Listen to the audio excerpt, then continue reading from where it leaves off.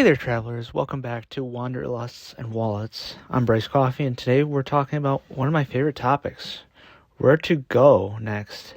If you got traveling on your mind for 2025, but aren't sure where to start, this episode's for you.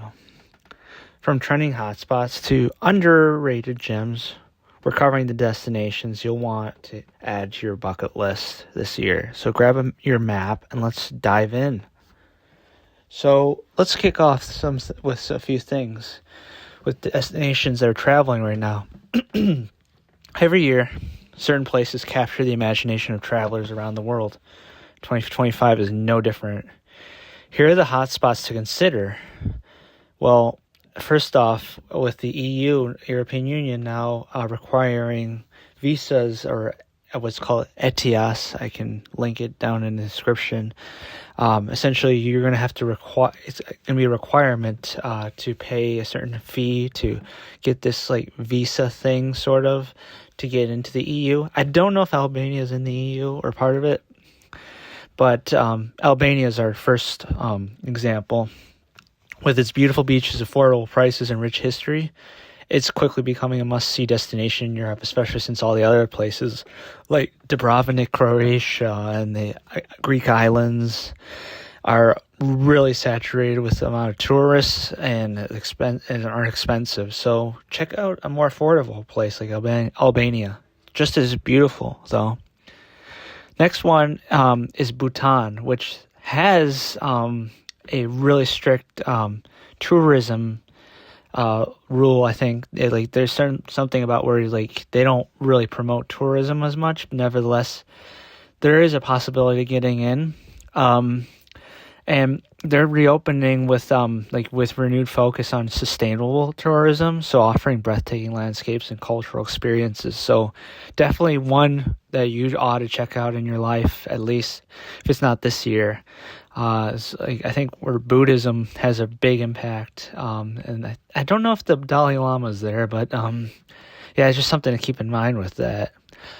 Next up, and this is a fan favorite, of course, Japan, with its mix of ancient traditions and modern futuristic wonders, plus the excitement of events like Expo 2025 in Osaka, which is like the second biggest city in Japan. It's a great time to go. Definitely go to see the plumage of the cherry blossoms in the spring. It's like a similar weather pattern to much of the northern hemisphere, like Europe and North America. So if you're fine with that, definitely check it out. And of course, really, that really comes down to it. And if you ever get a chance, this is my personal experience, check out Okinawa. It's like the ancient island down to the south. It's very tropical. It's really nice. It's where like the most super centurions live in the world. So rich culture, very healthy lifestyle and diet. The food is awesome. So definitely check it out. Next, let's check out while the big name destinations are always exciting, sometimes it's really good to get off the beaten path, so to speak, and check out some places that are a little off the radar. One of them being Bolivia, from Salar de Uyuni. These are salt flats that color that are throughout some of the high desert plateaus in the Incan highlands, to colorful streets of La Paz and Cusco, which has celebrated much of the indigenous culture there. It's a destination full of surprises. Next one, and this one would be a pretty good one. I've heard a lot of digital nomads and nomadic businesses who want to leave Western countries or what do they call legacy countries like the U.S. or U.K. Georgia, the country, is known for its awesome business environment. It's becoming up and going, and also it's got a lot of nature, a lot of stunning mountains, delicious food, and warm hospitality, just to name a few things. So it has everything to offer for anybody, for any interest you have. So definitely worth checking out. Last but not least, this is more of a specific region in a country. Oaxaca, Mexico. So I have been to Mexico many times, but never got a chance to go to Oaxaca. But I've heard the food is just like Michelin star. It's like the original Mexican pre-Columbian style cuisines, gastronomy. It has like up and coming restaurants. Very awesome food. I think that's where some of the famous Mexican dishes came from, like mole and all that. And some of the more exotic stuff if you're into it too. Like chapulines, which are basically grasshoppers, but that's if you're if it's for the faint-hearted. But definitely, if you're more adventurous, definitely worth a place to go, and it's a more affordable place to go than, like, for example, Costa Rica, which is also like an adventurous type paradise like Oaxaca. So. So let's look at the timeless classics that never go out of style. Some destinations are unique for a reason. If you're looking for some tried and true, you can't go wrong with Italy. This year they're going to be celebrating their Jubilee, 25-year Jubilee, so it's going to be really busy. A lot of people are recommending you to not go for that reason, but I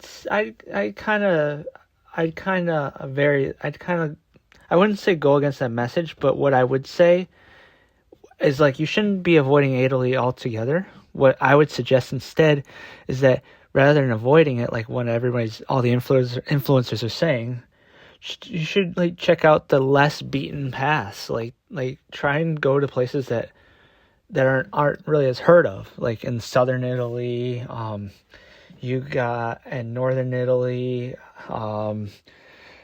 just to name a few of places, like less common places. Common Italian places are like I'm blanking on the names, but like a place. I think it would be, for example, Matera. That's famous. Well, it's not so famous, but it's known as the City of Stones. Not to confuse it with Matera, which is a Greek city, a Greek famous town. Don't mean to go off the stray with this. Calabria, that's definitely a place to check out. What else? What else?